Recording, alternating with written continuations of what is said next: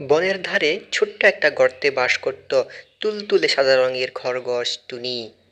টুনি খুব চঞ্চল, কিন্তু তার একটা অদ্ভুত অভ্যাস আছে।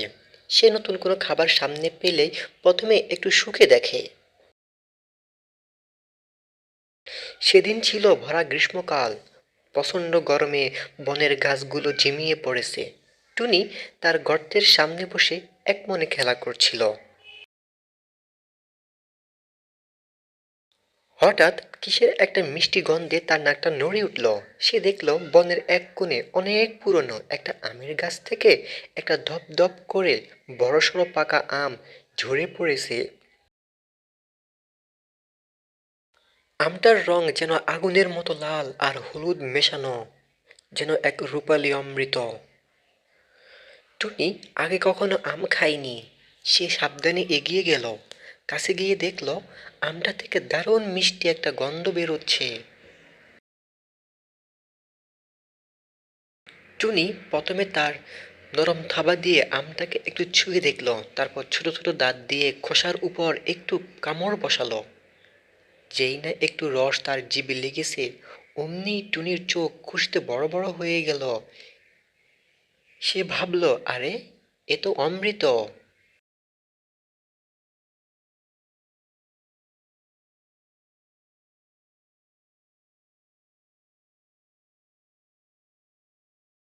এরপর টুনি তার ছোট ধারালো দাঁত দিয়ে আমটাকে চেষে খেতে শুরু করলো।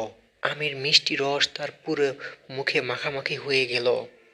সাধারণত খরগোশরা ঘাস বা গাজর খায়, কিন্তু আজ এই প্রথম পাকা আমের স্বাদ পেল টুনি। এ যেন একেবারে স্বর্গের সুখ পেল টুনি। খেতে খেতে সে মনের আনন্দে কান নাড়াতে লাগলো।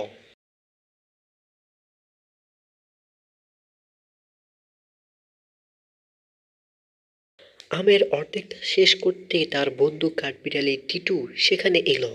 সে অবাক হয়ে দেখল টুনি পরম তৃপ্তিতে আম খাচ্ছে।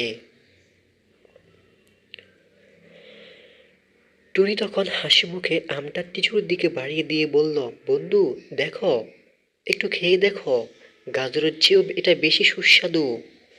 দুই বন্ধু মিলে বাকি আমটুকু সাবার করল। পেট ভরা আম খেয়ে দুজনেই তখন তৃপ্তির ঢেকুর তুলল। সেদিন থেকে বনের সব প্রাণী জেনে গেল খরগোশ শুধু গাজর নয়, সুযোগ পেলে পাকা আম খেতেও ওস্তাদ।